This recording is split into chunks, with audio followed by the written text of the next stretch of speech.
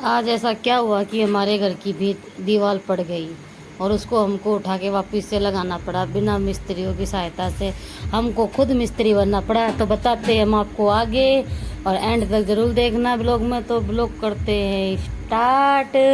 तो आप सबका स्वागत है हमारे एक और नए ब्लॉग में। सभी को राम राम। यहाँ पापा लगा रहे हैं खुट्टा पाडा के लिए, क्योंकि पाडा को भैंस के पास में बांधते हैं तो अपने माँ का सारा दूध पी जाता है। तो अब यहाँ पे बांधेंगे रात रात में उसको, और दिन में बंधेगा वो अपनी माँ के पास में। तो फटाफट नहा धो के काम करके सारा मैं करने लगी अपनी पूजा, और भैंस नवा धवा दी। मेरी माँ ने, माँ गई खेत में, मैं नवाऊंगी कान्हा जी को। ये दूध गर्म करके रख दिया है हमने। तो चलो करते हैं, पहले नवाएंगे कान्हा जी को। ये मेरी शक्ल देखो नहाने के बाद कैसी हो रही है, क्योंकि मैं अभी तैयार नहीं हुई हूँ। क्योंकि पहले करनी है पूजा, उसके बाद में करेंगे कोई काम दूजा। तो मैं सोच रही थी आज क्या करना है, दिन भर में क्या नहीं करना है। मैं चलो छोड़ो, फिर देखेंगे क्या करना है क्या नहीं करना है, पहले कर लेते हैं अपन पूजा। तो फटाफट कान्हा जी के कपड़े बदले, क्योंकि मैं एक ड्रेस कान्हा जी को 2 दिन पहनाती हूँ। तो यहाँ पे पहले उनको कराते हैं स्नान। पानी था ठंडा ठंडा, पर अभी इसी घर सर्दी नहीं आई है।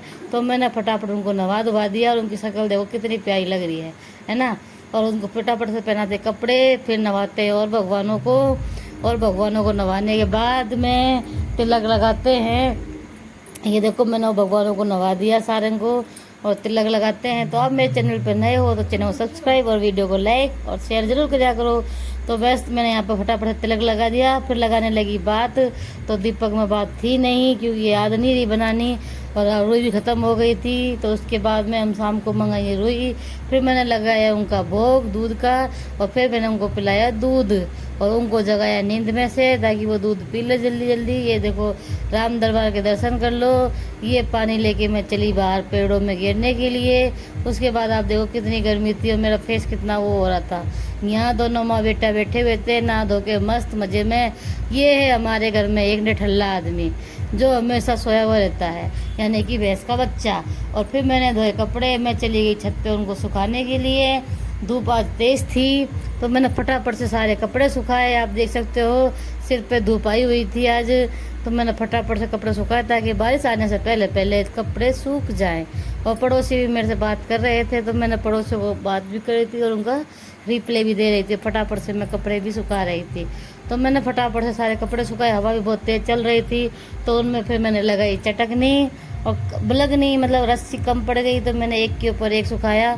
और फटाफट से उनमें चटकनी लगा के मैं आ गई नीचे की तरफ, क्योंकि छत पे बहुत सारी कीड़ी होती है, इसे फटाफट नहीं जाना पड़ता है। आके देखा तो फिर आलसी राम फिर भी सोया हुआ था। तो मैंने इसको प्यार किया और इसको जगाया, उठ। पर ये उठने का नाम ही नहीं ले रहा, क्योंकि इसकी माँ का दूध इतना नशीला होता है बच्चे के लिए, तो बस सारे दिन सोता ही रहता है, और रात में भी माँ का सारा दूध पी जाता है। ये इसकी माँ चुपचाप बोल वाली मुझे देख रही थी। फिर मैं आया हमारा नंबर में, लगाने लगी साड़ी पे फॉल। इतने में आ गई मेरी जेठानी, क्योंकि जो साड़ी पड़ी थी उनको पाड़ के हमें बनाना था पायदान। तो वो पाड़ रही थी खातर, और मैं उनका बना रही थी गेंडा। और उसके बाद आ गई बारिश। बारिश आप देख सकते हो कितनी तेज़ थी आज तो गाइस, बहुत तेज़ बारिश थी। हवा इधर से उधर उधर से इधर, और ये दोनों माँ बेटा भीतर थे, क्योंकि हम उनको बाहर नहीं बांध सकते, उनको लग जाएगी सर्दी। और मेरी हेयर स्टाइल कैसी है आप बताना कमेंट करके, क्योंकि मैंने न्यू हेयर स्टाइल अपने आप ही करी है। मुझे करनी नहीं आती, फिर मैंने कर ली। यहाँ मुस्कान सोई हुई है, बारिश भी हो रही है, फिर भी गर्मी बहुत ज़्यादा है। तो आप देख सकते हो कितनी गर्मी, कितना पसीना आया हुआ है मेरे को। उसके बाद थोड़ी देर में देखा तो पीछे से आने लगा पानी। आप देख सकते हो कितना पानी आया था रोशनदान में से, दोनों रोशनदानों में से पानी आने लगा। टीवी के बोर्ड में भी पानी घुस गया, तो हमने टीवी नहीं चलाई, क्योंकि टीवी खराब होने की संभावना थी। तो यहाँ पर कपड़े तो जो उठा के एक तरफ धर दिए, फिर उनको समेट समेट के धर दिया। ये साड़ी बेचारी बहुत दिनों से अपने फाल लगाने का इंतज़ार कर रही थी, तो आज मैंने इसको भी फाल लगा दिया। और बाहर जाके देखा तो बारिश के कारण दीवार पड़ी हुई थी नीचे, और उसको गिरने के कारण हमारा मतलब ये हुक्का की चिलम भी फूट गई, चूल्हा बच गया। और शुक्र है कि यहाँ पे कोई आदमी या कोई बच्चा नहीं था, नहीं तो उसके ऊपर पड़ते थे तो आपको पता क्या होता, क्योंकि बहुत ज़्यादा चोट लग जाती।